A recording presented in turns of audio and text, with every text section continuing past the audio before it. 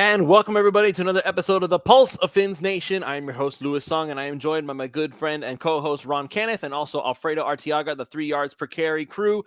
Chris Early, otherwise known as Duke, was here a moment ago. He disappeared. I don't know where he went, but he'll probably be back shortly. But in any case, how are you, gentlemen? I'm awesome. I'm doing great. All right. So today's topic is just like it says on the title. We're talking about early Dolphins training camp winners and losers, who is exceeding expectations, who is falling way, way short. Alfredo Artiaga has been at training camp, and Jacob Michelle, who I keep trying to chase into the show. He doesn't seem to want to come and play. But he said he works. I know evening, he works, so it's, but I have to it's hard for him to be on, just like Hussam. So same thing, you know. So I don't Dominic says Keith Jackson is in the house. What is there a reference that I'm missing? Yeah, here? yes. This is an OnlyFins inside joke sort of thing. Oh, okay. Yeah, well, I mean, go. hey, if Keith Jackson were in the house, I think the Dolphins tight end position would be a lot better than I feel like it is. But maybe Alf has some surprises. I feel like Keith Jackson, as he is today, would be an improvement to the tight end room. But maybe that's a bit mean. But I mean, just saying, Durham Smythe isn't a bad player, man. Yeah, no, you know what? They're going to be mostly blocking guys that get out and they sneak out for a pass when you least expect it, which we'll take it. We got a lot of other weapons, so at least it's not, it focuses the offense perhaps a little bit more. And it's not like those guys can't catch. They can catch a little, and Smythe could definitely catch. And be interesting to see if Higgins could get in just a tiny bit. But anyway, I know you have promos to read before we start getting into show stuff. Yep, this is correct. Hey, everybody, you know what time it is. Make sure if you need any help with your wheels or if you want to give your ride a new look, you go check out You Brake Wheel Fix. You Brake Wheel Fix is a complete automotive wheel solution. Ever parked too close to the sidewalk curb? You Brake Wheel Fix specializes in the repair of damaged wheels from bends, cracks, and curb rash. Or maybe your wheels are faded or peeling. You don't need to replace them, as You Brake Wheel Fix can refinish them to like new. Offering complete refinish options through powder coating, machining, and polishing, You Brake Wheel Fix is the answer to all of your wheel needs. And if you're just looking to give your ride a new look, You Brake Wheel Fix also offers many car customizing options, such as new custom wheels and tires from your favorite brands, performance upgrades, window tinting, and suspension modifications. Located just south of Aventura, you can reach Mark and his staff at 305-748-0112 or online at youbrakewheelfix.com. They are really active on all social media platforms at You Brake Wheel Fix. So shoot them a DM on Instagram, Facebook, or Twitter and get an estimate in just minutes. So don't delay. Go to You Brake Wheel Fix and start customizing your ride to show off your Dolphins fandom today. And of course, this show is also brought to you by our very good friends over at prizepicks.com. Prizepicks.com is a revolutionary fantasy platform where you can now pick up to 6 different players across professional sports leagues, whether that's the NFL, the NBA, the MLB, the NHL, the WNBA. One of each is totally up to you to decide. Just choose whether your chosen player will get more or less in their projected stat. They give you free squares from time to time over there where you literally cannot lose, special Taco Tuesday promos where you can get discounted props, Flex Friday specials where you can get your money back if you lose or multiply the amount of money you can normally win. So with offers like that, it's hard to justify not signing up if you're any kind of a fantasy sports fan. So use the promo code 5, that's FIVE, and they will match up to $100 on your initial deposit when you sign up. Again, it's promo code 5, FIVE. Go to prizepicks.com, deposit your $100, and let PrizePicks give you $100 of their dollars for you to play with and get started winning today. And I'm going to go ahead and welcome Chris Early back to the show. Duke, I just wanted to let you know, in last week's show when you were on, you made a friend in the comments. He was very much agreeing with you with the Austin Jackson situation. Of course, maybe he wants to take that back after what we heard today about Austin Jackson.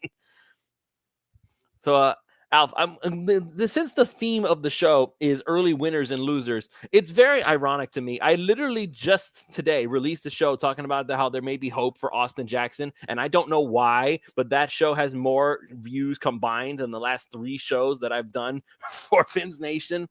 So I guess people really want to hear about Austin Jackson, but regardless, I talked about how there was hope for him. Maybe there's something to this Butch Berry teaching style, and then I hear from your camp report today that he just absolutely blew it today. So can you give us some insight onto the whole Austin Jackson situation, as it were? Well, I guess it's your fault, right? I guess so. I jinx everybody. I jinx Jalen Ramsey with his injury. I jinxed Austin Jackson with his performance. I mean, every time I talk about something, I end up blowing it. Don't you dare talk about Tua. I know, right? Or Tyreek.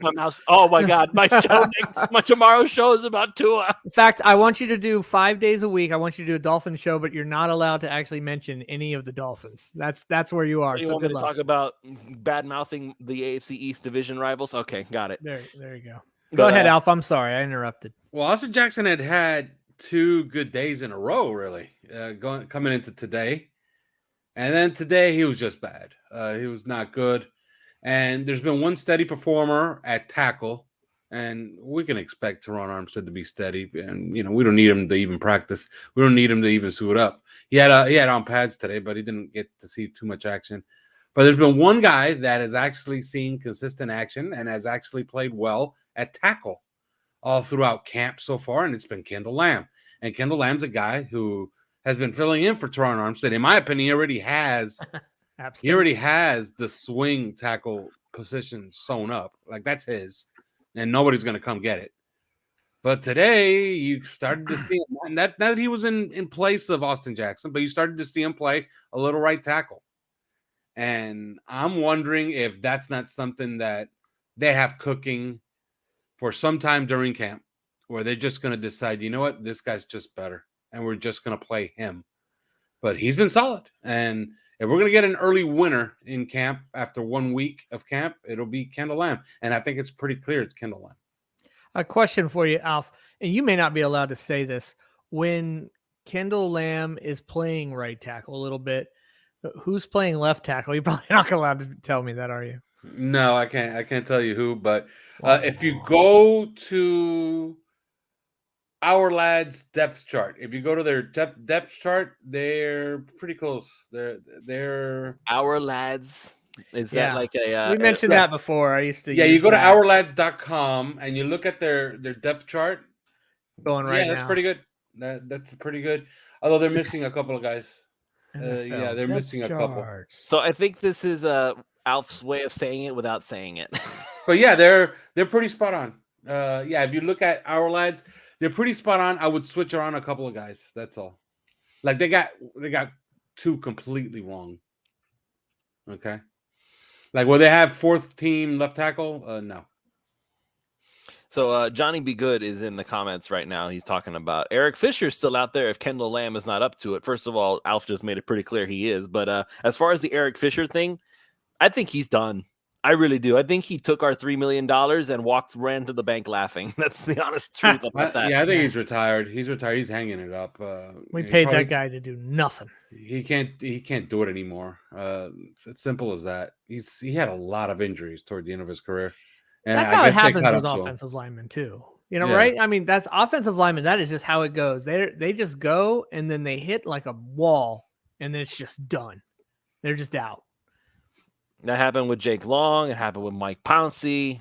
Just once those injuries start piling up, it honestly, if we want to talk about offensive linemen, I feel like that it speaks volumes about the durability, the endurance of one Teron Armstead. That in spite of the fact that he always seems to get hurt, he always comes back and he plays a pretty good chunk of the season the next year, no matter what. And he still plays at a really, really high level. It's not like Jake Long and Mike Pouncey, who their performance started to just drop off a cliff once the injury started. Teron Armstead has consistently been up here in the echelon of left tackles in the NFL, no matter how many times he gets hurt. So, Alf. Yeah. Remember last week, and I don't remember what everybody had, but we talked about what we were watching or going to be watching for some important things. And I mentioned, even though people seem to laugh at me, about Mike White and that was something I would be watching because I felt like he's definitely a guy who's probably going to play part of games or maybe even some full games. And until maybe today, it really hadn't gone well. But you had mentioned that, was it today perhaps, that he had played a little better, or perhaps it was yesterday. I don't remember which. He's been fine. He's been fine throughout camp. He's made some noticeable throws. Mostly that throw to Waddle on Sunday was really, really nice. On the corner route, he was really, really good today. But more importantly, man, he's a gamer. Like, I don't think he's a guy that you look at in practice and really decide, okay, this is his worth. So like what you're Fitzpatrick. saying, he's Matt Moore. I was gonna say he's Fitzpatrick. Matt Moore. Yeah, and He's quite Matt Moore. frankly, I'm known as, I've carved out this little lane for myself as the Skylar Thompson hater. Skylar Thompson sucks. Let's just be real about it.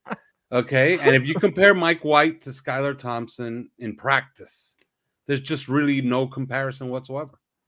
So yeah, they're much better there. That's a good thing. Mike White, he's got starts under his belt. He's got some familiarity with. Did I say that right? No, I didn't.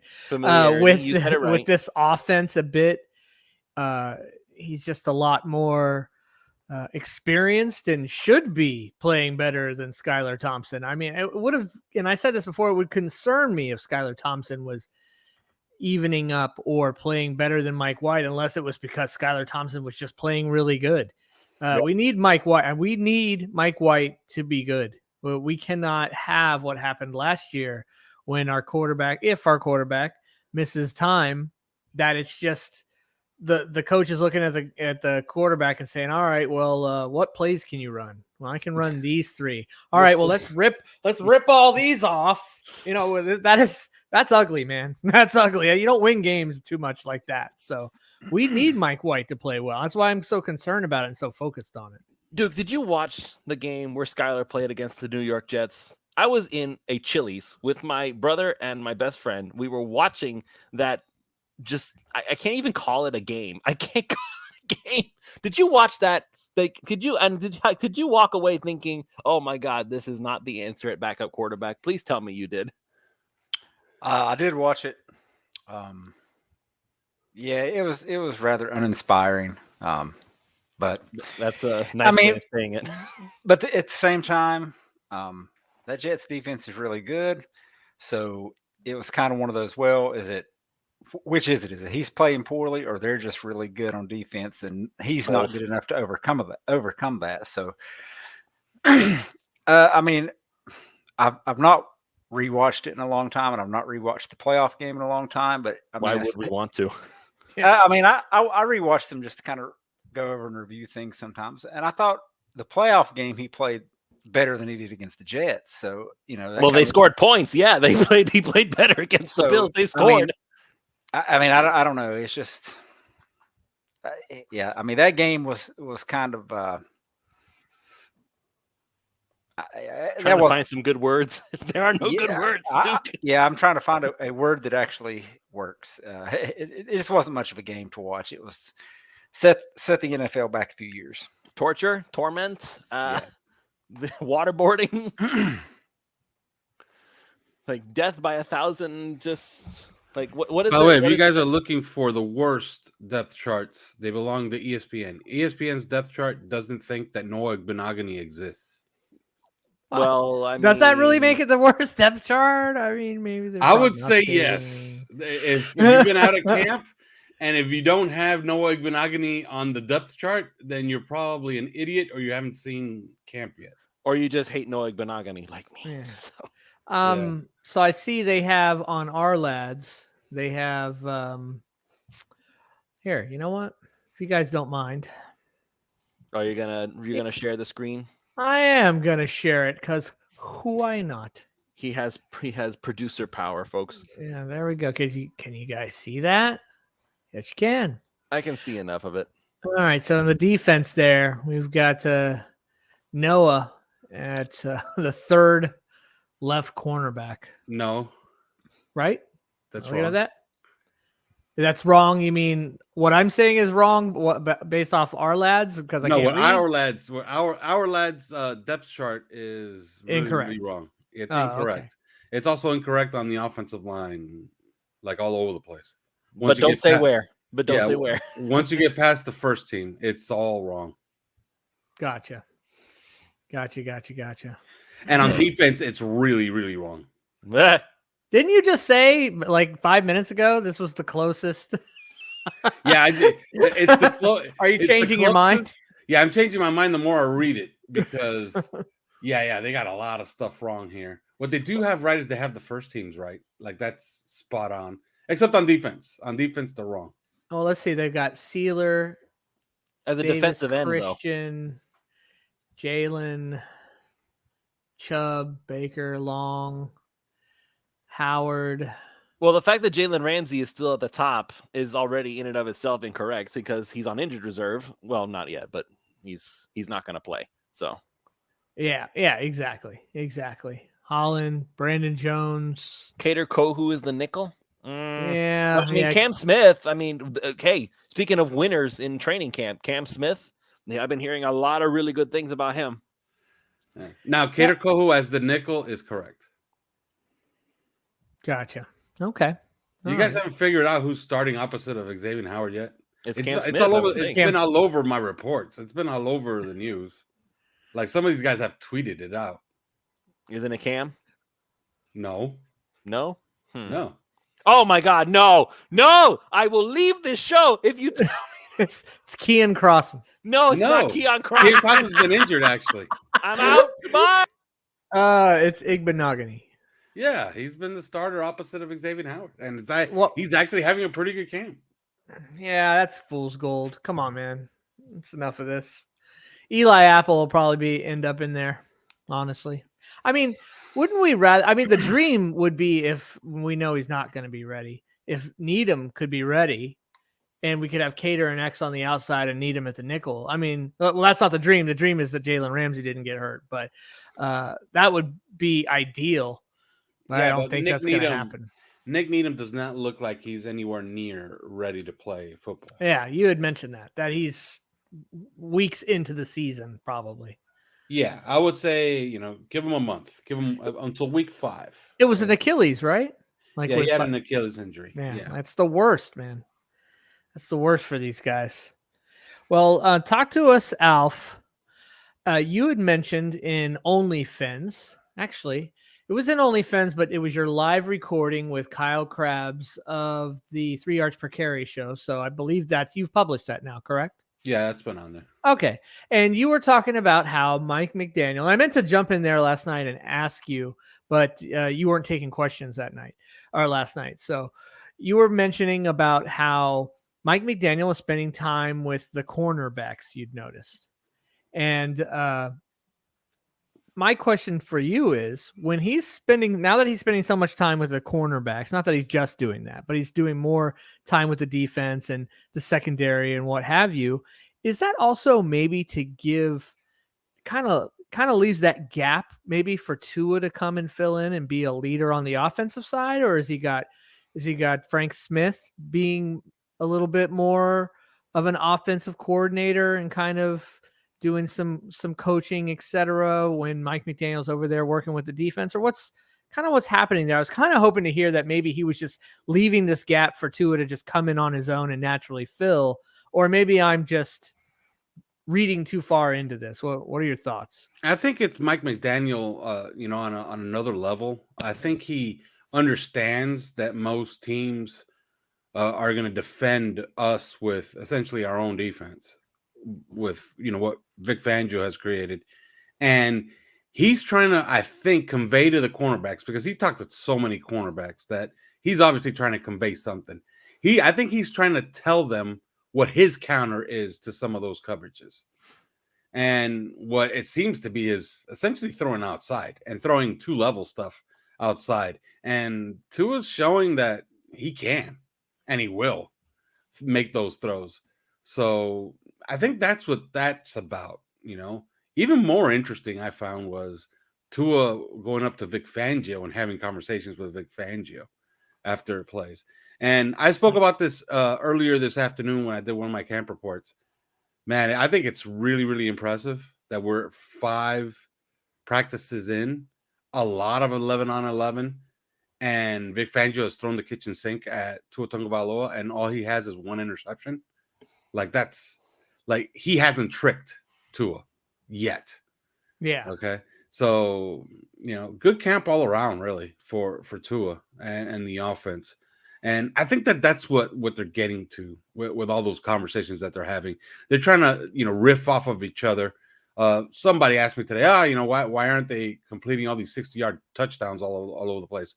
And I was trying to explain, look, man, when you have 2 deep safeties all the time, okay, and you have 2 guys on each hash, you have a guy on each hash, you're just not going to get those plays. Now, you might get a big play here or there, but you're not going to get one over the top because the defense is designed to not allow anything deep.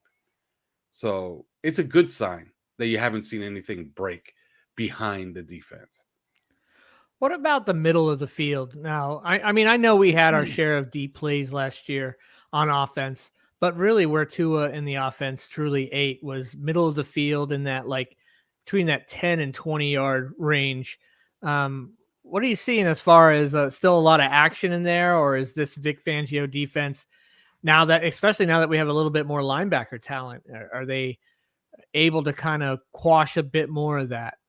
Well, Tua's getting the ball there. That's a fact. He's still getting the ball there. And one thing that has been impressive, and it's happened twice on back-to-back days, is that Tua has rolled out to his left and then thrown against the grain to the middle of the field where he's found. On Sunday, he found Ezukama in the middle of the field as Eric Ezukama did something really, really, really smart.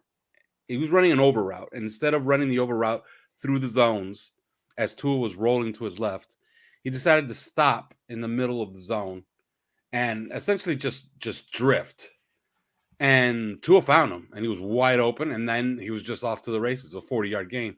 It happened again today with Jalen Waddle. Jalen Waddle did something really smart as well. Instead of running the over route through the zone, he did the same thing. He actually sat the zone, and Tua found him, and it was like a 24-yard gain on the only timed series that they've had all camp, which was at the end of today's practice indoors. Okay. So they did 5 minutes, and it was odd because Tua drove them from his own 30 all the way down to, what was it, the 18-yard line? And then Mike White took over, you know? Yeah, I don't know why they did that. It would have been kind of cool to just let Tua, do. But I guess they'll do that on the scrimmage, right? When the scrimmage is coming weekend, Saturday or Sunday? Yeah, Saturday. Saturday's the scrimmage. It's going to be really cool because I really want to be able to see that. Yeah, you can go. You can just get tickets and go sit in the stands. They have the force when it comes to me, bro. They know. They know I'm there. I don't think they're gonna plant like a goon at the door and toss you off the upper deck, Lewis. I think you are allowed to walk into the stadium. Okay. I'm gonna laugh my butt off as you walk into the stadium. You see a picture of Lewis. Now you see this guy call Lewis security. Tries to get into the stadium and they just kick the crap out of him as soon as he walks in, right? Yeah, exactly. Security, what's going on over there? Oh, Lewis wants to come in. Yeah. So you can go, Lewis. I don't think you're go banned from all team activities. I'm sure a lot of people listening are like, "What did Lewis do? Like, what happened?" Never ask a player to sing "Happy Birthday" ever. Oh, there you go. There you go. Duke, what kind of questions you got for Alf? Let's see. I'm looking at the depth chart, trying to pick out some players. One name that pops up, and this is probably not on everyone's watch list, but is Michael Turk doing enough to? He's on my watch list, Duke. Supplant Jake Bailey. He's on my watch list, Duke. I've watched him. He's always punting on the opposite field, and I don't see there's a. I was expecting a much bigger leg, to be honest with you. I don't see that there's much of a difference between him and Jake Bailey. I think that's going to be a thing for preseason. I think we're going to have to watch the preseason games and then see how that shakes out going forward, I mean, I heard that Turk boomed one not too long ago, but was that only like an outlier for him? Yeah, it hasn't been, there's just not enough punting really in practice. Like they're doing some directional stuff, and both guys can do that, which is a good sign for Turk, because if Turk couldn't do that, then he already lost the battle early, right? So, there just hasn't been enough. The competition hasn't really gotten going yet. I don't think that 4 or 5 punts each is enough of a competition every single, day in camp. I don't think it's not enough. Yeah, it's just I feel like that, honestly. I think it would be easier just, first of all, save some money somewhere down the line. Or actually, you know what? Now that I think about it, hold on a second. Because I was actually thinking about this. I thought, oh, well, you keep Michael Turk and Jake Bailey. You don't even need him anymore. But now that I think about it, I need to actually check something here. What are you talking about, the holder? No, I'm talking about Bailey. Okay. So actually, oh, boy. So What? if the Dolphins cut Jake Bailey, they get $1 million in dead cap and a big fat 0 in cap savings. Oh, for yeah. over the Then cap. it's probably over then. Like they're just giving Turk an opportunity to come in, compete, let him show himself a little bit. I mean, it's just kind of almost doing the guy a favor. He's doing a favor for his uncle. It's like, Yeah, "Here, exactly. let I my mean, what do you nephew think, go out and Alf? practice." I mean, they're not going to go lose $1 million for a punter that probably. I mean, how much better could he be? Yeah, right. And besides, you don't want to punt anyway. Yeah, exactly. Yeah, That's like probably that's my least favorite position on the field. Like, All right, we never punted. I'm fine with that. I'm gonna keep it on special teams just for a minute. I know I'm hogging all the questions here, guys. Sorry. I'm gonna keep it on special teams just for a moment. You had mentioned about, I think it was like a gunner or something. Was it Bonner or Tino Ellis? You had mentioned. Are you not allowed to tell us? No, Bryce it was, Thompson. Bryce Thompson. Yeah. Bryce Yeah. Thompson. You had mentioned that he was getting a lot of shine in on the special teams unit. Yeah, he was being given all the good jobs. So over Bethel. Yeah, over Bethel. Now Bethel though has that dual value. Clearly, he came up big in a pinch for us. I mean, they wouldn't consider getting rid of Bethel, right?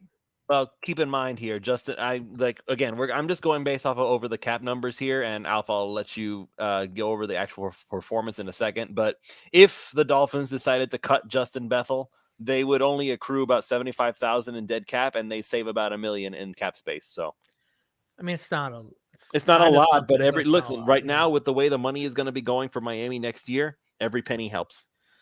I suppose, but I mean, you're trying to win too. What do you think, Alf? You think maybe they just keep them both, and now you have two good special teams players, or do you not have room on the 53 to do that? I don't think that. Look, Bryce Thompson does have a nice pedigree out of Tennessee. He had a good college career, but I don't think that the NFL is clamoring to just take Bryce Thompson off of your hands. You know what I mean? So Okay. I think that he's a guy that you could probably squeeze back past the NFL and into your practice squad. Okay. So, he either makes the 53 or I think that's a guy that you can stash. But he's noticeable, and I think he's a good player, especially on special teams. If the coaches are noticing that already from him and giving him all those good jobs. And when you watch the first preseason game and you watch the scrimmage maybe on Saturday, you're going to see which jobs he's actually doing, So I would say, he's not a guy that you're in like danger if that you might have to cut a Justin Bethel to get through. So, it's just a nice find. It's a nice little find that they have. It's a good problem to have that you have too many good special teams players. We need better special teams player. Fernando Gonzalez, who Ron, you just put up the comment here. Yeah, I agree. Keon Crossan. Are we getting ready? Can we move on now from Keon Crossan now that Bryce Thompson is around? We save over $3 million by letting him go, and we have zero dead cap. That actually is a good saving. Goodbye, Keon Crossan. Don't need you no more. He's been injured for the last few days. I don't know if that's where they're going to seek their savings, especially since they lost Jalen Ramsey. You want to have as much depth as possible at cornerback. Bryce Thompson, seriously, Keon Crossan was awful. How much? But Keon Crosson's still a capable player. No matter how you slice it, he's a capable player to have on your roster, and you're not paying him too much. What is the definition of capable in this case? He's an NFL player. We know that for a fact. Everybody on that team is an NFL player. They are in the NFL. No, not necessarily. Yeah, it doesn't. There's a difference between being on an NFL roster in camp and being an NFL player. Yeah, I know. Being like a 53. Cap for Life has a question for you, Alf. Do we have the final number we signed Apple for? Nobody knows. The rumor is that it was $3.7 million, meaning that they just mirrored the same exact contract he had last year with Cincinnati. That's the rumor, but we don't have actual numbers. Spotrac usually will have that, as soon as the season kicks off, they'll have the real number. Since we're talking about him, Eli Apple. He's been all right. He's had some moments so far. Remember that they play a lot of zone. So since the Dolphins play a lot of zone, it's going to be hard to see, whose assignment is what when the guy gets beat. Okay. But Eli Apple has made a few good plays. I thought it was really interesting to see him, essentially just get off the bus. And on Sunday, his first practice, like 3 snaps in, he had a really nice play on a screen where he completely snuffed out the screen, made the tackle. He's been solid so far. The entire secondary has been solid, considering what they're playing, Cap for Life is not happy that we gave Apple 3.7 and we're only offering Cook $4 million. There's a market. Does he know Dalvin Cook or something? And he knows that's what they offer. Dalvin No, Cook? Listen. We talk about knowing people. Cap for Life. I'll tell you one thing, man. Nick Hicks burner. I haven't been on Twitter in a while, but I was on Twitter today and I just perused Twitter. What the biggest bunch of know-it-all idiots on earth are on that fucking app, man. Like nobody there knows shit, and everybody's just, like everybody's clout chasing, wanting. They're like, look at me, look at me, look at me. I know something. You don't know shit. None of you. I can't even imagine what it was that you saw that triggered. Oh my god, yeah, you have no idea. Alf and Twitter get along a little bit less every day. Oh, I despise that Alf app. and X, right? I despise that app. The only reason I like that app is because it makes me money. But there you go. Otherwise, like if it disappeared off the face of the earth, I'll celebrate. I already took everything I was going to take from Twitter. It's called OnlyFans. I created my own little Dolphins Twitter. Hey Duke, you got some questions for Alf about linebackers? You had a few. You always got linebacker questions. Well, I was actually wanted to stay on the defensive side and ask how who's kind of stepping up as that additional safety. And I know on the last show we talked about having some backup defensive tackles.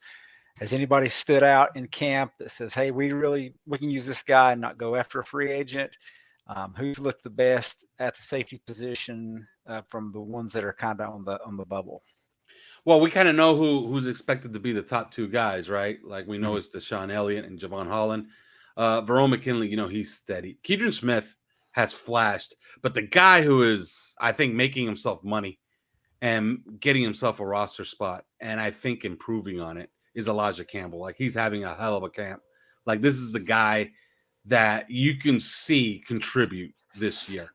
On the linebackers, man, they hit on David Long. What a spectacular signing that is.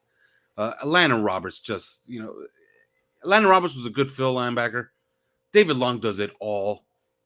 And as good as Jerome Baker is, it's always a good thing when you kind of know you have a good player with Jerome Baker, and then you signed a guy for a little less money that's actually better. And David Long is a really good player. If he's healthy, this defense is going to be spectacular, especially in their front 7. I really like what's behind them. Channing Tindall, like it's actually starting to get together. He's starting to put it together, and we know that we can rely on Duke Riley. So that's a pretty good unit that we have as far as first team and second team at linebacker. So Channing Tindall's an early winner then? Yeah, I would say so. Now, on the defensive ends and defensive tackles and nose tackles, I know Brandon Pilley's had a couple of nice plays, and he shows great effort in camp, but I just don't see it. I don't think he's that 10-snap to 15-snap zero that they need. And behind the headliners like Emmanuel Ogbah, Zach Sealer, Raekwon Davis, Christian Wilkins, I don't think they have enough. Now, as far as all of the rest of those guys, who's actually flashed, Jalen Twyman has had a couple of nice snaps, but I still think they have to get out there. They have to go get out there in free agency and get some depth at defensive tackle, at 3-tech, at 5-tech, and at 0. So just quick timeout though, because you went through the safety list and you talked about Holland and you talked about Deshaun Elliott, talked about Verone McKinley, you talked about who are these other guys here? You talked about Elijah Campbell. Don't forget Trill Williams. Keidron Smith. Don't forget Trill Williams. But the one guy that I didn't hear was Brandon Jones. Well, he's wearing a red jersey. He's not participating. Okay, so he's not participating yet. Okay, so yeah. Well, he's playing some individual drills, but he's not in the 11-on-11s. And Trill just started on 11-on-11, and he has a red jersey as well. So, and remember, Trill Williams and Brandon Jones both are coming off of ACLs. Okay. So I was wondering about that because you basically gave the starting job to Deshaun Elliott already, but I feel like Brandon Jones, when he gets back, he's got an inside look at the whole thing right at this point. Nah, I think that the way that they're going to play defense, I think Deshaun Elliott has that job along with Javon Holland, because you got to think about what they're going to do with Javon Holland in place of Jalen Ramsey. I think Javon Holland is going to be doing a lot of the same jobs that Jalen Ramsey was going to do on third down. So, I would look at Deshaun Elliott as more of a kind of a lock to play heavy snap counts, because he's a hash safety in a defense that likes to use two of them per snap. So where are you going to find the rest of them? Elijah Campbell, Troy Williams. You already have one in Deshaun Elliott. I think Javon Holland can find himself in that star role, maybe even covering the slot. Remember, he spent 2 years in Oregon playing nickel. Okay, that's going to give you a lot of versatility, especially when you have Kader Kohu, especially when you have Noah Benogany all of a sudden playing well in this system. When you have Cam Smith coming on and you have Xavier Howard. So, yeah, I would say watch for Javon Holland to play a little closer to the line and watch him play a little bit more nickel. Okay. But no. Put Fernando away for a second. Put Fernando away for a second. Because I do want to bring this up about we will talk about it in a second. Okay.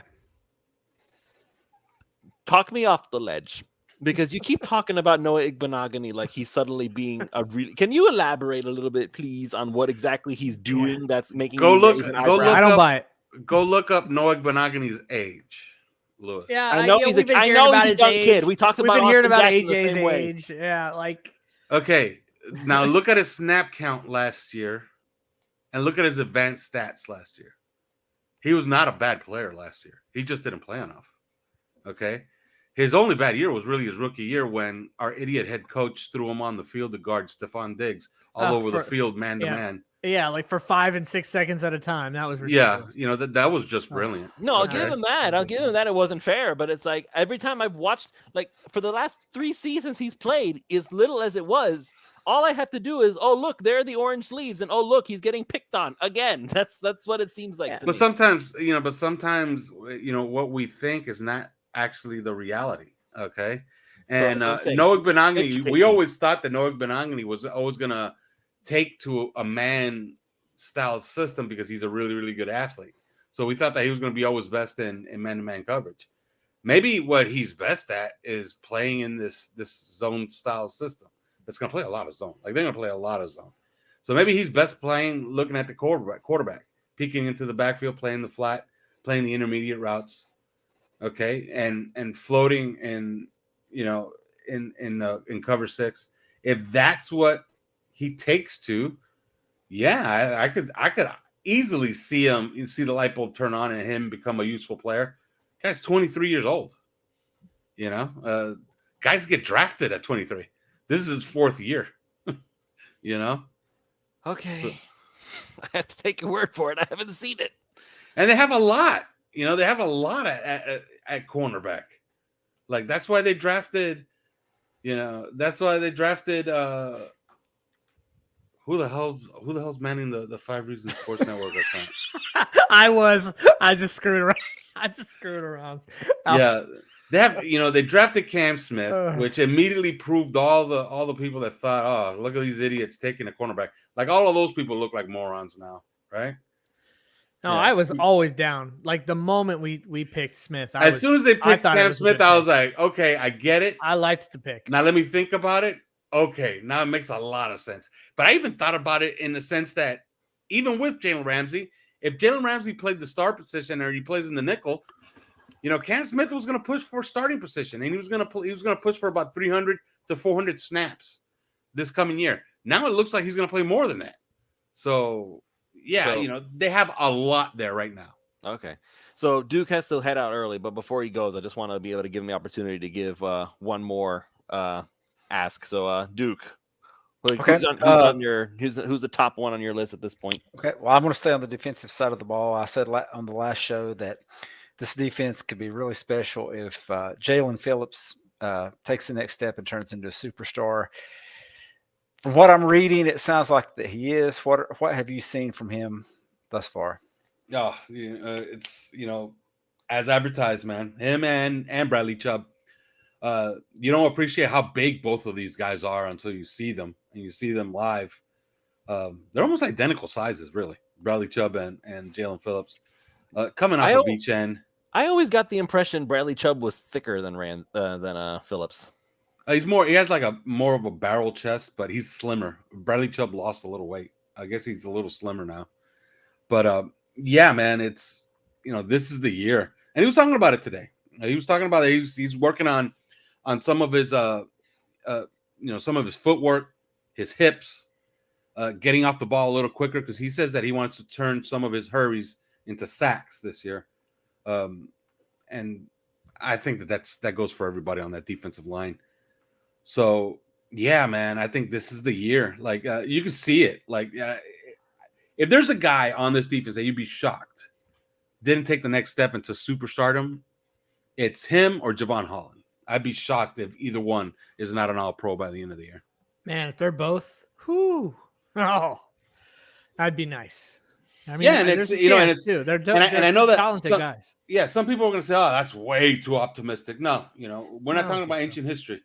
I remember a Dolphin defense, okay, that had an All-Pro at middle linebacker, and Zach Thomas, a Defensive Player of the Year candidate in Jason Taylor, 2 cornerbacks that made the Pro Bowl, and a free safety that was an All-Pro in Brock Marion. And Brock Marion. So that's how many guys? That's 3, 4, 5. That's 6 guys in the Pro Bowl or All Pros, and one of them was a Defensive Player of the Year candidate. So yeah, absolutely, it can happen. It's happened before. It's it's not something that's that rare. And this team can actually mirror that. I truly believe that. They have the makings of a really talented defense. Really talented. Even without Jalen Ramsey. Jalen Ramsey will just be the cherry on top come December. Oh, Johnny Be Good reminds you. Tim Bowens. Bowens and Gardner. Yeah, but and Trace Bowens, Armstrong, right? Yeah, but Bowens on the other side, of course, and Adewale Ogunleye. And then they kept rotating defensive ends that were getting 10 and 11 sacks every single year. They got Richie Owens that one year, remember?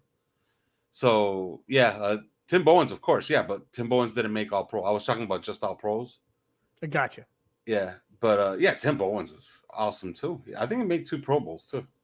He was really, really good. But I'm talking about All Pros. Like this defense could easily have. But look, you can have Wilkins, Phillips, Chubb. That's 3. David Long. That's 4. Well, we already Howard, have 5. We already know for sure we have 2 Holland, top 6. 100 players. Yeah. Yeah, we're gonna end up with 6 top 100 players. No, I'm not talking about the whole team. I'm talking about the defense. Oh, gotcha. Yeah. Okay, I wanted to bring this up, and it's really the one sentence: the running backs haven't shown much. And I've heard a lot of people saying that, but I think people are forgetting what the running backs haven't shown much mean. Last year at this time, the running backs, like, they might as well not even been there. They couldn't get you remember, Alf, you were there. Yeah. I was there at a few of them. These guys couldn't get past the line of scrimmage. They're routinely getting, 3, 4, 5 yard runs. Not every time, obviously, because we have a good defense. I would say the running backs are showing more now than they were showing last year at this time, number one. Number two, we've only had 1 padded practice. And padded practices are more likely when a running back is going to shine. When it's not padded, it's a little tougher. So what are your thoughts on that, Alf? Because I don't think the running back situation or the running game is near as dire as people are making it out to be so far. Well, remember that Jeff Wilson was out for 2 practices. Okay? Yeah. Devon Achane has shown some chops, okay, especially in the passing game. Savon Ahmed is a guy that you can always count on. And Raheem Mostert has really had really good moments. He had the orange jersey 2 days ago. Yeah. So that tells you what they think. And then you have this kid, Chris Brooks, today, who had a 95-yard touchdown. So, yeah, I'm fine with the running backs right now. I think Dalvin Cook will be the icing on the cake. I think he'll be useful, although I would not go too deep as far as signing him. Like, I would not, under any circumstance, take money for next year for Dalvin Cook. Like, I just would not. Okay, because if you do that, you're essentially committing to Dalvin Cook for next year to be your bell cow, and I don't think that that's the way forward. I don't think he's that type of guy anymore. I think he's a complimentary back. I think him and Mostert can make noise together with Devon A-Chain getting some touches, and then Savon Ahmed is your depth. Like I like that better. Sorry.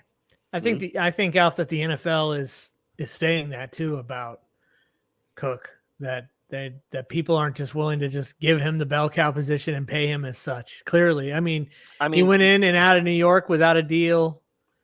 Miami offered him a deal so low that he says we didn't even offer him a deal. As far as we know, no one else has offered him anything. Maybe they have, but nothing that's been reported that we're aware I mean, the of. Patriots brought in Leonard Fournette. They brought in Ezekiel Elliott. Nothing's happening with those guys either. It's all, I think it's just all a situation right now with the backs of, the value they think they should have, and the idiot what teams are willing to pay him. And the idiot Colts owner is trying to chase off one of the best backs in football, and Jonathan. Yeah, Taylor. that's insane, man. I couldn't believe what he had said. Like, if Irsay and Taylor died tomorrow, nobody would miss them. Are you out of your mind?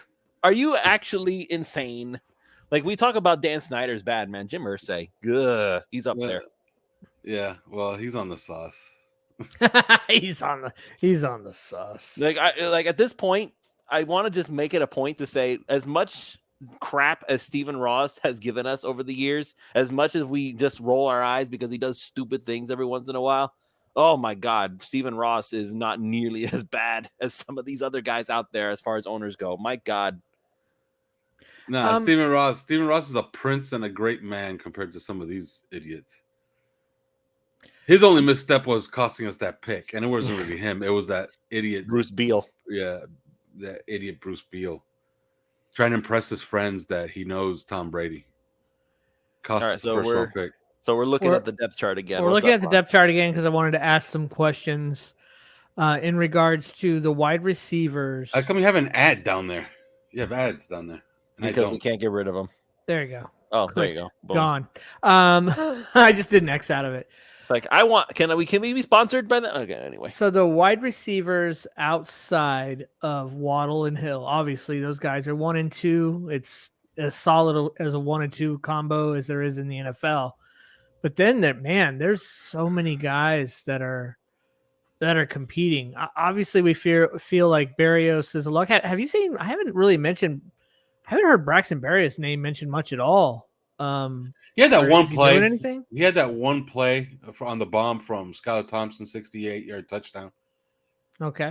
He had that one play. He's been all right, but the guy who's made a lot of noise is Eric Ezukama. So, remember last year he made noise in camp and he made noise in preseason, and then he couldn't get on the field. Mm-hmm. And that's just my concern. But actually, a question for you that I thought about earlier, but then we moved on. You had mentioned that Ezunkama had that it was like a 20-yard pass from Tua where he kind of adjusted. Now, does this offense really give wide receivers that sort of flexibility? I thought this offense was more geared towards they have to run to their spot and be at a certain spot and make the break at a certain time, at a certain exact yardage, and that's it.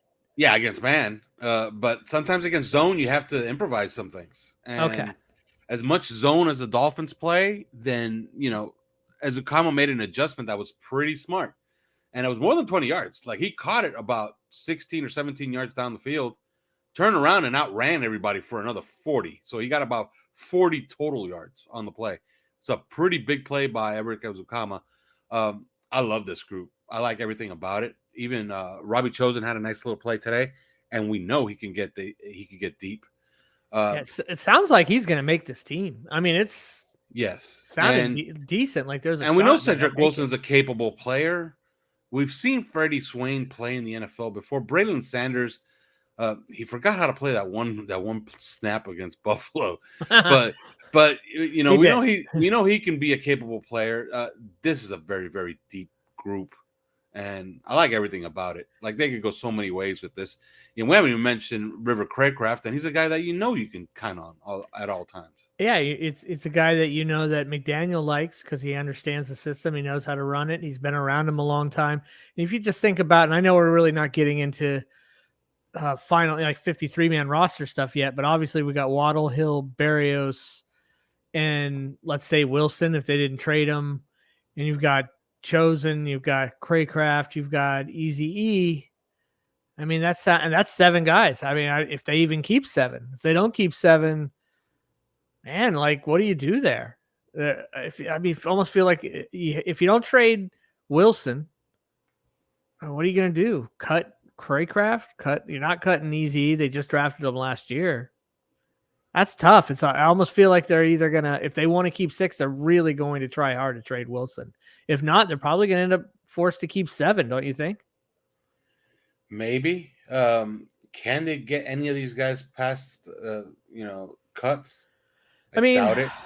Yeah, I mean, possible. Like, I don't think you probably couldn't get Eazy-E past cuts simply because, yeah, maybe, okay, somebody says, well, he went through 2 camps in a season and they cut him. So you think, oh, he's no good. But, when the more fresh that a player has been scouted out of college, the more likely somebody is to jump on him, right? Like when you cut a guy 4 or 5 years later, yeah, maybe not. Like Noah, for instance. But you cut a guy only after 2 years. Yeah, someone's gonna snake him, right? Someone's going to. Craycraft, maybe only him would be a chance to stash as like a veteran on the practice roster. Yeah, I would say so. But the more I look at it, man, if you got Waddle, Tyreek, Braxton Berrios are absolute locks because you can't cut Braxton Berrios. Okay, Yeah, you can't trade him either. All right, and then you have Robbie Chosen can be cut, but I think he's useful as an X receiver. He can back up Waddle and Tyreek. Yeah, sounds like they like him too. Sounds like he's getting in on the offense. 4. Cedric Wilson has a salary that's 5. Azukama is 6, and then Craycraft 7. So yeah, you keep 7. Man, it's hard to do that without any of them playing special teams. The only one that plays special teams there is Cedric Wilson as a punt returner, and Braxton Berrios is the starting punt returner. So yeah, man, that's tough. That forces more of your special teams to come from. That almost, if you do that, it almost means like if you're keeping a cornerback, an extra cornerback, they've got to play special teams. It just makes me wonder about Noah. Again, I mean, he doesn't play special teams. Although so far so good for Noah. Yeah, we'll see. Let's see how it goes. In preseason.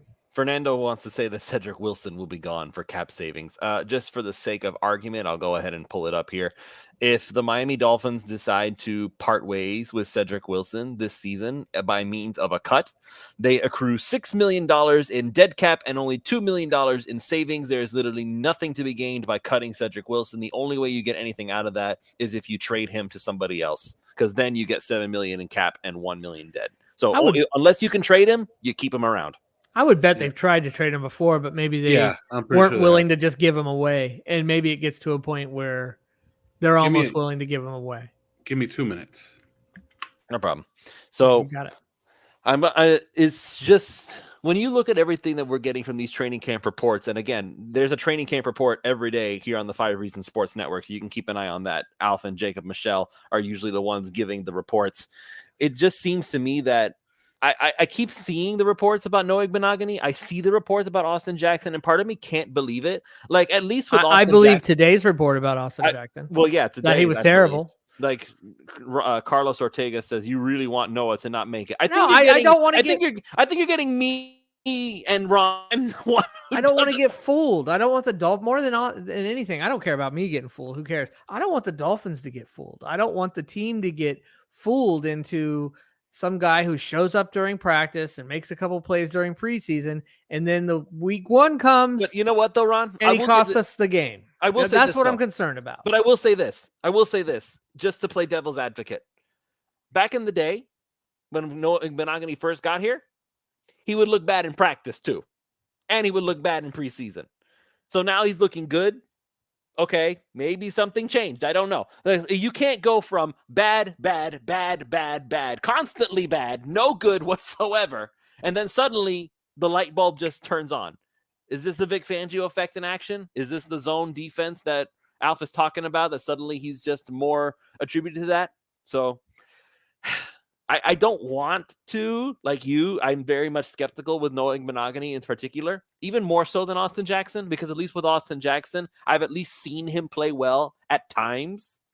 But with Noah, it was always I never saw it, man. Like, I know that Alf has talked about this before, saying that what our eyes see and what the stats actually are don't always coincide. But whenever I do the eye test, because that's what I have to do when I'm watching on Sunday morning or Sunday afternoon or whatever, whenever I see Noah Igbinoghene play, I see him getting beat. I rarely ever see him do anything good except for that one interception against the Pittsburgh Steelers to save the game. That's the only thing I've ever really seen him do good that I can visibly see with my eyes. I would have to have somebody who is much smarter at me at football just go back and watch it with me play by play and explain, here's why Noah Igbinoghene did a good thing on this particular play.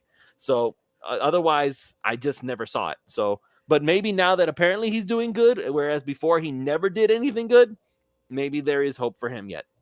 Yeah, I just hate that Ramsey went out and we are even having to have this conversation. Yeah, you can blame right me now. for that. That's my Yeah, fault. I it's shouldn't have. not your fault. I shouldn't have opened my mouth about just- Chauncey Gardner-Johnson. It just stinks now that we're kind of like trying to see. It's not that we don't have the talent to figure out. We have talent there. It's just a matter of who's going to play which spot and what is best for the team and the defense. And it's a new defense, so we may not be. Well, we're not the ones to the best ones to make that decision. But oh, by the way, we've been talking almost an hour now on this show, and we're gonna wrap up fairly soon. But we talked all this time about players that we've been hoping would do good things. We haven't talked about any losers. Is a loser? Hey, look, Johnny be good. At least Eichenberg is consistently not good. Eichenberg, so, Eichenberg is a loser. He's been bad. He's been terrible. He's been terrible the whole camp. He was bad last year. Been bad in camps. It's just been bad. I don't know. Is Liam Eichenberg still bad? Is he an early loser for training camp? Yeah, he has not been good. He might be the quintessential early loser for the Dolphins. Yeah, he has not been good. Butch Barry gets on him. Has gone on him quite often. I didn't see today. Some people were saying that he was better today. I guess I could agree with that because some runs were sprung, and it was to his side. So yeah, I'll give him some credit, but he's been bad as far as overall in camp. He's been bad. It doesn't help that he has to go up against Kristen Wilkins and Zach Sealer all game either. Well, that's the. But it's if he's but it's not making him better. But it's not that the problem is it's not making him better. Like the iron sharpens iron. When you go up against, if you want to get good at anything, play against people who are way better than you. But it's not making him better, and that's a concern, right? At least, yes, AJ had a bad day today, right? Austin Jackson had a bad day, but it almost seems sometimes like going against JP all day, every day, or Chubb, and sometimes it kind of gets him going, makes him better, and he'll get some really good plays a bunch in a row. We're just not seeing that from Eichenberg. We just haven't seen it yet. I mean, wouldn't you agree, Alf? We haven't seen it. We haven't seen it yet with Eichenberg. Like, it hasn't really, it hasn't really translated so far. But what is his problem, though? Like, with Austin Jackson, at least we know what his issue is. He has no fundamentals whatsoever to speak of. He's an athletic freak, and that's how he gets away with it. What is Eichenberg's problem? Is he just not strong enough? Eichenberg's problem is also, it has a lot to do with technique, and it's not only technique, but I think he loses focus from time to time with what he wants to do. I think it's the system. Maybe the system doesn't suit him. Maybe that's part of the issue, But I don't understand how Liam Eichenberg has some of the best tape of any offensive lineman we have. You mean in college, with Notre Dame? Yeah, in college. No, even in the pros last year, he had some snaps last year that were just absolutely great. He had one play against Detroit that was insane. He had a few snaps against the Steelers that was just awesome looking stuff. He's capable of really, really good play. He played a great game against Detroit. But then he'll have lapses. And his lapses are not just one or two plays. His lapses last like entire games or half of games. So somebody needs to give this guy some Ritalin, and hopefully he'll be able to focus on what he's doing. yeah, well, Johnny B. Good says, hurry back, Isaiah Wynn. Isaiah Wynn is already back. He's been back for. Oh, yeah. 2 practices. How's that going?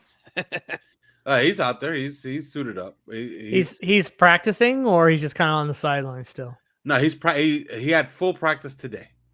So, and he's not allowed to tell us where or what. No, I'm not saying where. Did he do good?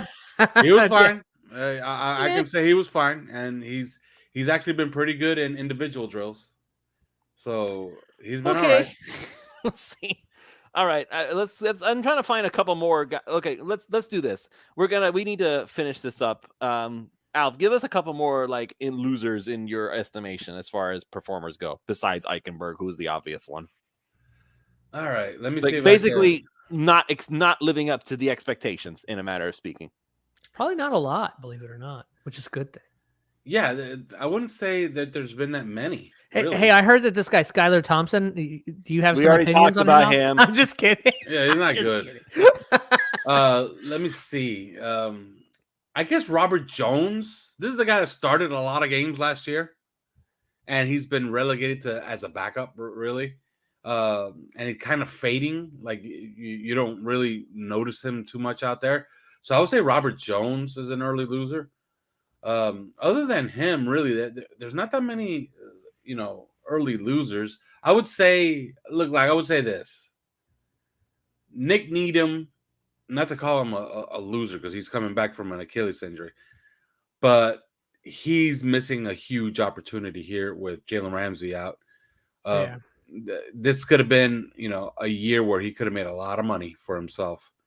If he played well on the perimeter, that's what people like to pay. They don't like to pay nickel cornerbacks. Okay, they never get paid. I remind you. Do you guys know who Desmond King is?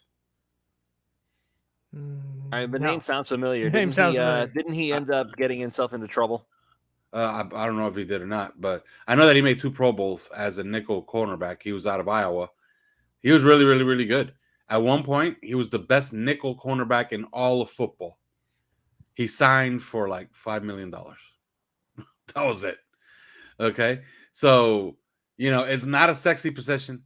So Nick Needham, I guess you could call him an early loser because he had a huge opportunity to make a ton of money if he played on the perimeter and played well opposite of X with Kader Kohou playing the slot. So, there hasn't been that many. There really has not been that many as far as quote unquote losers. If I had to find one on the offense, Cedric Ogbuehi. He hasn't been terrible either. He just hasn't been good. You know what I mean? I mean, that's the way I define a loser. Like somebody who's showing up in camp and is just not doing anything. Like they're just what are you even here for? He was the bottom of the roster offensive lineman. That's what they're going to use. Oh, I'll give you one. Tanner Connor. Tanner Connor came into camp with a real opportunity to get snaps as a pass receiver, finds himself on the PUP list, and when his head coach was asked to rank the 4 guys as far as when they come back, he put Teron Armstead and Isaiah Wynn to come back really, really soon, which was obvious because if you watch them from day one, they were sprinting on the side. They were fine.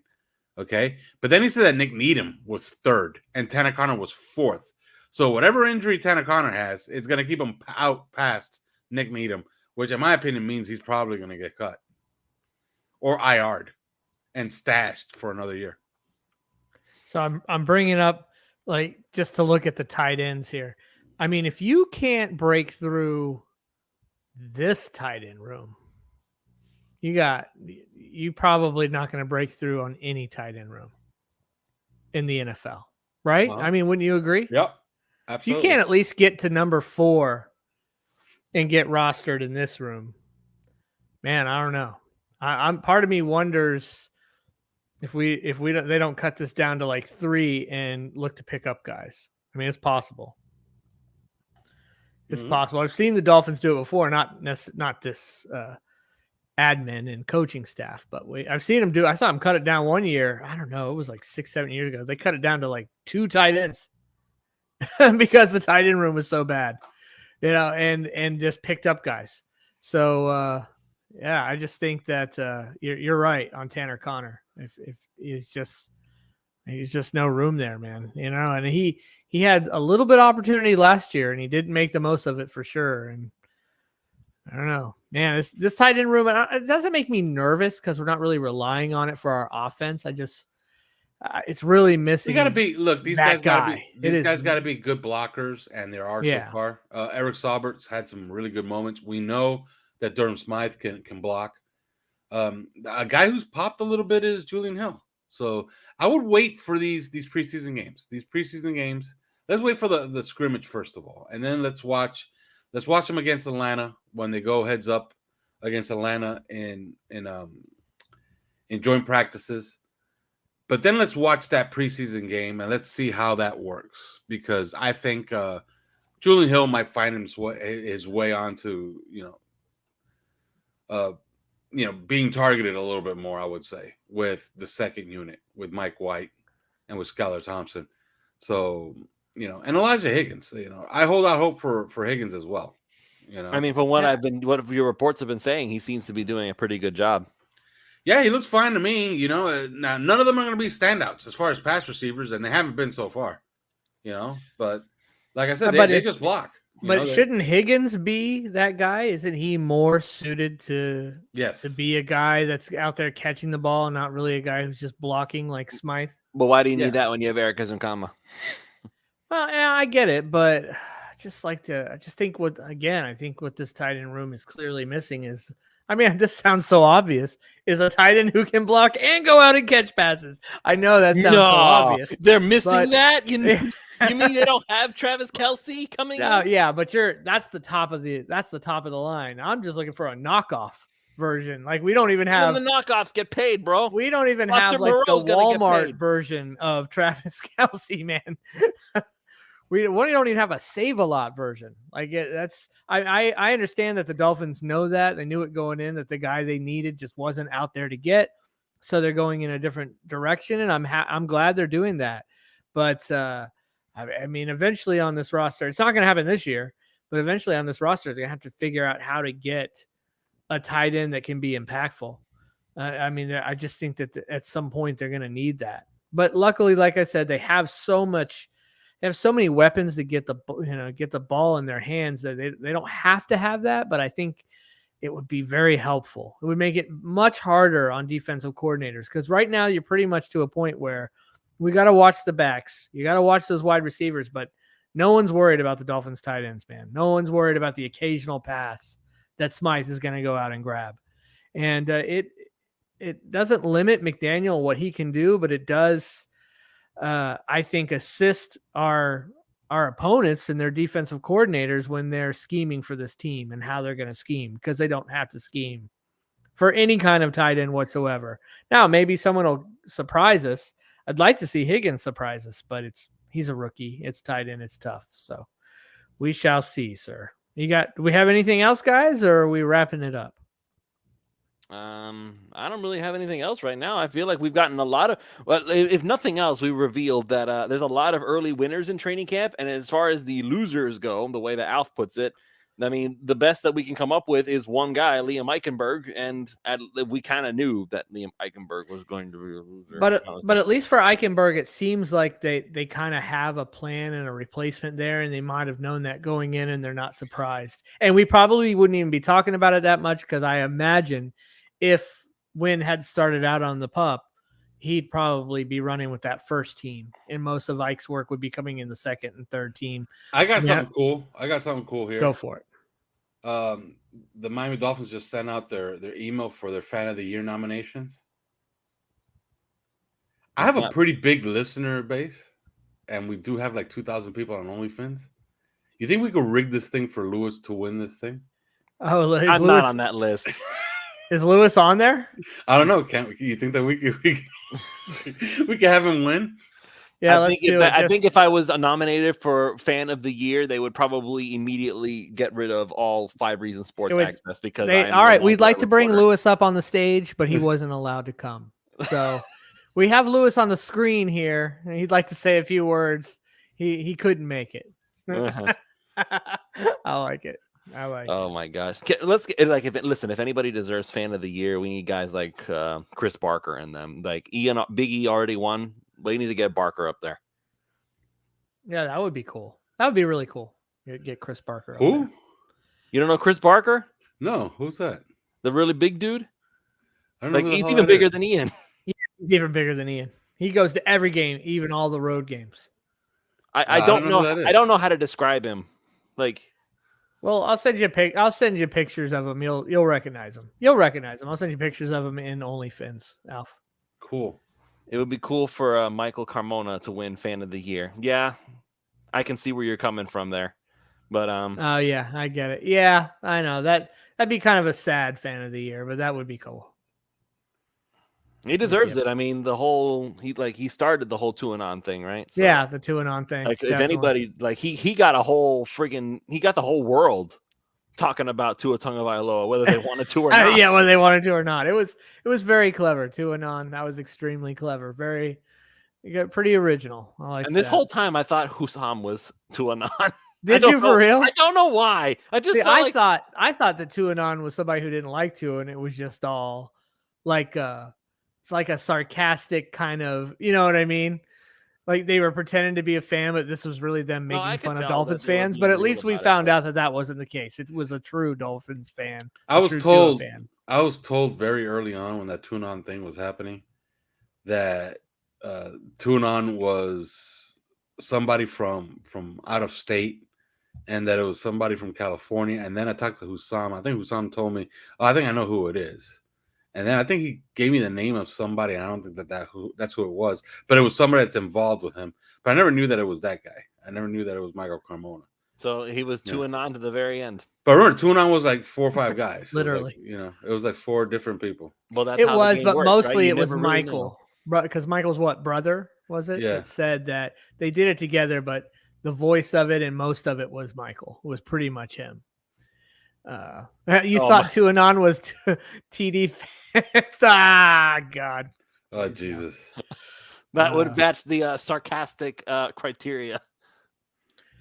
But let's talk about a little bit before we go about 5 reasons of what we're going to have going on for Dolphins fans this year. We're going to be doing the pregame show. Lewis, are you going to be in on the pregame show? I know if it starts at 11, like it has to start at like 12, right, for you to get in on it, or 11. The shows will continue to start at 11. Whoever is going to be the co-host, maybe you, Ron, maybe you. No, I'm post. I already called for post. Said I'd be on post. I'm not doing pre too. I will see who I can find to start the pregame shows at 11. At 11 o'clock, I am on stage worshiping the Lord because I am the worship leader and I get paid to play the guitar at church. So good for you. Money. And I ain't doing shit on Sundays.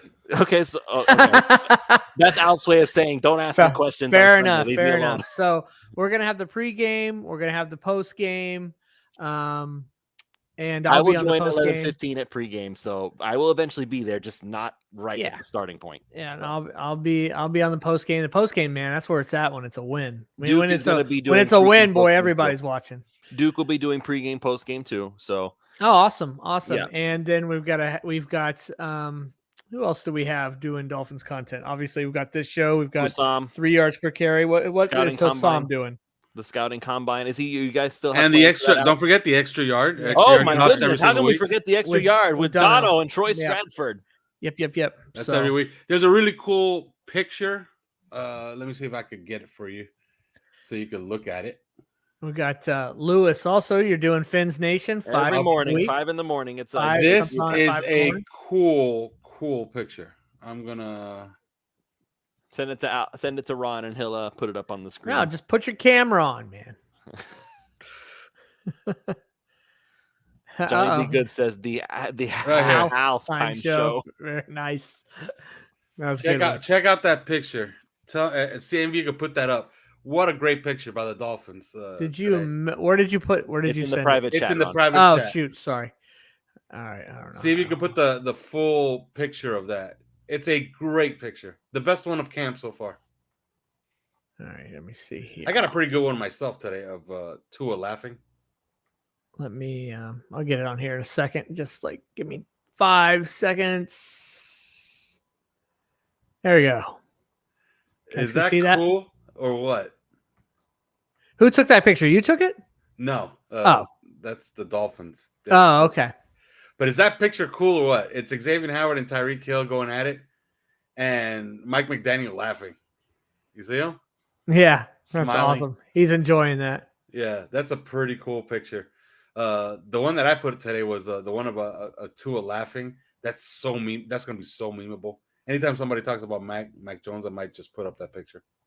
Look at. Tua I know laughing. this sounds silly, but like, look at how low to the ground Tyreek gets when he's like making this cut. Look at his freaking leg is almost like 90 degrees to the ground at like full. It's nuts. That guy. People said the same thing about Jalen Waddle during his top 100 stint. It was like they were talking about how he's the smaller guy. So it's like if you don't get low on him, you're gonna miss him and he's gonna run right by you. So with Tyreek, it's even more so. Yeah. Yeah, that's awesome. Good stuff. All right, guys. I think we can call it. You ready, Lewis? Wrap it up. Wearing black in Florida? Me, sometimes. Yeah, I wear black a lot, black or gray. I have to wear black. I'm starting to get fat, so I have to. I have to. Yeah, I wear black because it's slimming. I wear gray because I don't know. The shirt's just wash and dry nice. The tether, whatever they call that stuff. All right. Anyway. All right. I think we're going to go ahead and call it here. Thank you, everybody, for listening. We appreciate you coming in and listening to us talk about this stuff. So next week, we'll obviously have some more. We'll probably get some more camp updates. Maybe we'll get some mid-training camp winners and losers. We'll get an update on how everybody's doing. The preseason is on the 11th that it starts. Yes? Yes. So the Dolphins' first preseason game on the 11th. Who do we play? Atlanta? Atlanta, I believe. Did the Hall of Fame game pass yet? No, I think that's coming up like a few days. Yeah, I believe it's this week. What I need to find that because Jets and Browns. Oh, so we'll watch not Aaron Rodgers play football. Zach Wilson, I'd be surprised. Zach Wilson has been relegated to now you have to play the preseason. Yep. Well, you know what? Even if it's the Jets, I'll still watch it because doggone it, it's football, and I need football back in my life. There you go. All right. Hey, don't forget, we didn't mention him on this show, but Zach Thomas, his induction speech. I believe it's this weekend. So how ironic. We're gonna watch the Jets play right after Zach Thomas gives the induction speech. Okay, that's crazy. Yeah. Let's see if I could get the exact time of that. Do we have that? I don't know. I'm looking for it. You're looking for the Hall of Fame game to start, or are you looking for the ceremony, the Hall of Fame? Induction ceremony. Yeah, induction ceremony. When is that? It was about time, man. They have the speech order already. They have the speech order already. Zach Thomas is going to go on first. It's August 5th, Saturday. Okay, it's going to be nationally aired on ESPN and NFL Network. So August 5th. So if you're keeping tabs, it's this Saturday. So that's something I'm going to enjoy watching. I'm going to really enjoy watching that. That's going to be fun to watch. Yeah. To see Zach Thomas. His availability, if you guys haven't seen it yet, it's on MiamiDolphins.com has it, but just check their Twitter account. Their Twitter account has the Zach Thomas speech when he did his availability. It was so good. It's on their YouTube channel too. It's where I go from all the videos. Yeah, their YouTube channel. It's also on there. That was this past Sunday. So good. So Zach Thomas's speech is going to be really, really good. Obviously, Jimmy Johnson is the one who's going to present him. So, yep. Sounds like it's going to be one heck of a time. All right, folks, thank you all so much for listening. Make sure you go check out You Break Wheel Fix if you need to get your wheels fixed up or if you need to give your ride a new look. Just reach out to them at 305-748-0112 or online at youbreakwheelfix.com. And, of course, go to prizepicks.com. Use that promo code 5, that's F-I-V-E, and they will match up to $100 on your initial deposit when you sign up. If you know anything about fantasy sports, you should automatically take advantage of this because they'll give you $100 and you don't even have to use the $100 you deposited until after you've bet through all of their stuff. So once again, we'll see you all next week. And tomorrow, 5 a.m., another episode of Fins Nation. Make sure you check out the show that posted earlier today with Dono and Troy Stratford. They're doing the extra yard. So much Dolphins content, and I don't think half of y'all even know that it's here. Make sure you're keeping it on the 5 Reasons Sports Network, ladies and gentlemen. We're going to keep you going all through the season. Good night, everybody.